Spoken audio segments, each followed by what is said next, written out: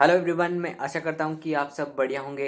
आज की इस वीडियो में हम उस डिस्कशन को कंटिन्यू रखते हैं जो हमने लास्ट वीडियो में बात करी थी। लास्ट वीडियो में हमने शब्द के महत्व के ऊपर बात करी थी और मैंने आपको बताया था कि शब्द हमारे लिए बहुत बड़ा रोल प्ले करते हैं, क्योंकि शब्द का इम्पोर्टेंस इतनी सी है कि हम डेली बेसिस पे शब्दों को कन्वर्सेशन के लिए यूज़ में ले सके। तो आज हम उस डिस्कशन को कंटिन्यू रखते हैं और मैं आपको कुछ पॉइंट्स के ऊपर बताना चाहूँगा। सबसे पहले हम इस चीज़ पे बात करते हैं कि हम ज़्यादातर किन शब्दों को प्रेफरेंस देते हैं। जैसा कि मैंने आपको पहले बताया था कि हम ज़्यादातर हमारी जो टेंडेंसी होती है वो नेगेटिव की तरफ ज़्यादा होती है। मतलब हम नेगेटिव को ज़्यादा इंपॉर्टेंस देते हैं। लेट्स से फॉर एग्जांपल, अगर मैं आपकी तारीफ करूँ तो वो ज़्यादा दिन आप या कुछ टेम्पररी बेसिस पे आप उस चीज़ को सोचोगे, लेकिन अगर उसी टाइम पे अगर मैं आपकी बुराई कर दूँ तो वो आप कंटिन्यूसली सोचते रहोगे। तो ये शो करता है कि हम ज़्यादातर नेगेटिव चीज़ को ज़्यादा प्रेफरेंस देते हैं। तो अब मैं इस चीज़ के बारे में बताना चाहूँगा कि ऐसा क्यों होता है। कि सबसे पहले ये समझने की कोशिश करते हैं कि पॉजिटिव क्या होता है, नेगेटिव क्या होता है। पॉजिटिव वो चीज़ होती है जहाँ पे आप हाँ बोलते हो। लेट्स से फॉर एग्जांपल, जब भी आपको कोई कुछ कहता है कि आप ये काम कर सकते हो, तो आप बोलते हो कि हाँ मैं ये चीज़ कर सकता हूँ। तो वो एक तरीके से सकारात्मक है। अगर कोई आपको बोलता है कि आप ये काम कर सकते हैं, तो आप बोलते हैं कि ये मैं नहीं कर सकता। अब इसी चीज़ को आप विचार थॉट से या वर्ड से भी लिंक कर सकते हो। जैसे कि आप बोलते हो कि आई एम स्मार्ट, कि मैं स्मार्ट हूँ, तो ये पॉजिटिव है। आई एम नॉट स्मार्ट, मैं स्मार्ट नहीं हूँ, तो ये नेगेटिव है। तो हाँ जो होता है वो सकारात्मक होता है और जो ना होता है वो नकारात्मक होता है। तो हमारी ज़्यादातर जो आदत है वो ना कहने की है। ये किस वजह से होती है? क्योंकि बचपन में हम जाने अनजाने में इस चीज़ को डेवलप करते हैं। जैसे लेट से फॉर एग्जांपल, अगर आपको डेली बेसिस पे कोई काम देता है तो हम ज़्यादातर न का ज़्यादा यूज़ करते हैं। हमारी हमने ना को इतनी बार यूज़ कर लिया है कि वो एक तरह की हमारे माइंडसेट बन चुका है। और आपको भी ये पता होगा कि जो चीज़ आप लगातार करते रहते हो उसके अकॉर्डिंग आपका माइंडसेट बनता जाता है। तो हमने बचपन से ही जाने अनजाने में इस चीज़ को फीड कर लिया कि हमें हर काम के लिए मना करना है। तो अब आपको क्या करना है कि अगर अब आदत बन चुकी है, उसका कोई सॉल्यूशन नहीं है। वो जब भी आप अब जब भी आप कोई काम करने जाओगे तो वो ना आएगा, तो उसके लिए उसका बेस्ट सॉल्यूशन क्या है कि आप जब भी ना बोलो उसके तुरंत बाद 3-4 मिनट का पॉज लेके उस काम को करते जाओ। क्योंकि हम कामों की इम्पोर्टेंस को समझ नहीं पाते। क्यों? क्योंकि हम कहीं ना कहीं ये सोचते हैं कि ये हमारा टाइम बर्बाद करेंगे, लेकिन ऐसी बात नहीं है। अगर आप खुद की पढ़ाई के साथ साथ में बाकी चीज़ों को भी करते जाते हो तो इसके साथ साथ में आप मल्टीटास्कर बनते जाते हो। मतलब अगर आप एक काम के साथ में आप बहुत सारी चीज़ें कर सकते हो, इसकी वजह से आपकी स्किल भी बिल्डअप होती है। और इन फ्यूचर अगर आप कोई जॉब करते हो और कंपनी की तरफ से आपको कोई काम मिलता है अलग अलग तरीके से, तो आप उसको कम टाइम में कर सकते हो। इसके साथ साथ में अगर आप बहुत सारे काम करते हो तो आपकी इफ़िशियंसी भी बढ़ती है। मतलब किसी काम को करने का जो परफेक्शन होता है वो भी धीरे धीरे बढ़ता जाता है। और जितनी बार आप इन चीज काम को करते जाओगे, आपका परफेक्शन जो इफ़िशियंसी है और साथ के साथ में आपकी जो परफॉर्मेंस है वो भी बढ़ते जाएगी और इन फ्यूचर आप इसका बेनिफिट भी होगा। तो आपको सिंपली क्या करना है कि जब भी आपको कोई काम बताएगा तो आपका तुरंत मना करोगे। उसके तुरंत बाद आपको थोड़ा 2 मिनट पॉज लेना है और ये देखना है कि वो आपके लिए काम इम्पोर्टेंट है। अगर वो आपको इम्पोर्टेंट लगता है तो आप उसको तुरंत हाँ की उसको तुरंत कर लीजिए। धीरे धीरे अगर आप इस तरह की चीज़ें करने लग जाओगे प्रैक्टिकल बेसिस पे डेली, तो धीरे धीरे जो माइंड सेट है वो आपका हाँ हाँ में तब्दील हो जाएगा। तब आप आसानी से कामों को कर पाओगे। तो इसके लिए मैं आपको एक रिसर्च के बारे में बताना चाहूँगा। यूट्यूब पे एक चैनल है जिसका नाम है टेड ईडी विद स्टूडेंट्स। उसके ऊपर एक स्टूडेंट ने एक रिसर्च करी थी। और उस बच्चे का नाम था जैक्सन ड्रू। उसने लोगों के ऊपर कुछ रिसर्च करी थी और वो रिसर्च हमारे टॉपिक से रिलेवेंट है। तो मैं आप तो उस रिसर्च की में जो हुआ और उसका जो कंक्लूजन था वो मैं आपके साथ में शेयर करना चाहूँगा।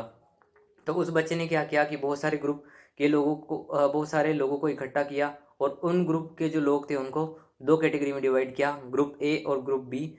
ग्रुप ए और उन्होंने हर ग्रुप दोनों ग्रुपों को 3 जार दिए, या आप एक तरीके से आप कह सकते हो कि कोई एक कांच का जो ग्लास होता है उस तरह की चीज़ दी, या जार से रिलेटेड कोई चीज़ दी। तो उन्होंने ग्रुप ए के लोगों को बिठाया, ग्रुप बी के लोगों को बिठाया, उन उन दोनों के सामने उन्होंने 3-3 जार रखे। ग्रुप ए अब उसमें उन जार के अंदर पानी भरा गया। फिर उसके बाद में जार के ऊपर उन्होंने 3 लेबल्स लगाए, मतलब जो एक पेपर होता है वो, मतलब एक तरीके से पर्ची उनके ऊपर चिपकाई। तो ग्रुप ए पे तीनों जो जार थे उसके ऊपर चिपकाई, और ग्रुप बी पे के सामने जो जार थे वहाँ पे एक पर्ची चिपकाई। अब जो अंतर था दोनों में वो था लिखने का। तो उस ग्रुप ए के सामने जो जार था वहाँ पे पर्ची लगाई गई, और उन पर्चियों के ऊपर ये लिखा गया, वहाँ पे कुछ पॉजिटिव चीज़ें लिखी गई। लेट्स से फॉर एग्जांपल कि I am smart, I am beautiful, I can do this work, I am unique. So इस तरह की पॉजिटिव चीज़ें लिखी गई। और ग्रुप बी के सामने कुछ नेगेटिव चीज़ों को लिखा गया, जैसे for example I am not smart, I hate you, you are not beautiful. इस तरह की चीज़ें लिखी गई। और उन लोगों को कहा गया कि आपको कंटिन्यूसली ये 1 महीने तक ये चीज़ें, अगर ग्रुप ए के लोगों को कंटिन्यूसली 1 महीने तक ये सारी चीज़ें कांच के सामने जाके बोलनी है ज़ोर ज़ोर से। और ग्रुप बी के लोगों को भी सेम बोला गया कि आपको भी जार के सामने जाके जो बातें लिखी हुई है उस चिट में उसको ज़ोर ज़ोर से पढ़ना है। फिर 1 महीने तक ये एक्सपेरिमेंट किया गया। फिर उसके बाद में जब एक्सपेरिमेंट पूरा हुआ उसके बाद में वो जो भी जार से उनको रिसर्च में ले जाया गया, वहाँ पे उनको फ्रीज करके वहाँ पे उनकी टेस्टिंग की गई। सो बेसिकली उन्होंने माइक्रोस्कोप के जरिए जो 6 मतलब ग्रुप ए का जार और जो ग्रुप बी के जार थे उनकी जांच करी, और माइक्रोस्कोप से पता लगाया कि उनमें क्रिस्टल, मतलब अगर उन्होंने क्रिस्टल का पता लगाया कि क्रिस्टल का फॉर्म कैसा है। अगर आपको नहीं पता कि क्रिस्टल क्या होता है, अगर आप किसी पानी को देखते हैं तो उसमें छोटी छोटी बूंदें होती है। अगर आप उसको सर्च करोगे तो वो आपको आसानी से मिल जाएगा। तो जब ग्रुप ए के जार के अंदर जो पानी के क्रिस्टल को देखा गया, तो वहाँ पे जो पानी के जो क्रिस्टल थे वो एकदम बिल्कुल ब्यूटीफुल शेप में थे, पास पास में थे, और उनकी जो क्वांटिटी थी वो भी ज़्यादा थी। और जब ग्रुप बी को चेक किया गया तो उसमें ये पता चला कि जो वहाँ पे जार के अंदर जो पानी की जो क्रिस्टल थे वो एकदम दूर दूर थे, और बहुत अच्छी तरीके से नहीं लग रहे थे, और क्वांटिटी भी बिल्कुल कम थी। तो उस रिसर्च में कंक्लूजन ये निकाला गया कि जो पर्सन खुद को डेली बेसिस पे अगर और उन्होंने ये बताया कि हमारी बॉडी के अंदर भी सेम टिश्यू के अंदर, आपको पता ही होगा कि हमारी जो बॉडी है वो 75% पानी से मिलकर बनी है। तो हमारे जो टिश्यूज़ होते हैं, सेल्स होते हैं, उनके अंदर पानी अवेलेबल होता है। तो वहाँ पे भी जो पानी होता है वहाँ पे भी क्रिस्टल अलग अलग बने होते हैं। तो उसमें निकल के आ गया कि जो पर्सन पॉजिटिवली खुद को चीज़ें बोलता रहता है, और मतलब खुद से रिलेटेड हमेशा अगर पॉजिटिव सोचता है, तो उसके अंदर जो पानी की जो क्वांटिटी होगी वो एकदम बिल्कुल इफ़िशियंट होगी, और वहाँ पे जो क्रिस्टल का साइज़ होगा वो भी एकदम प्रॉपर होगा। लेकिन अगर आप खुद को नेगेटिव बोलते हो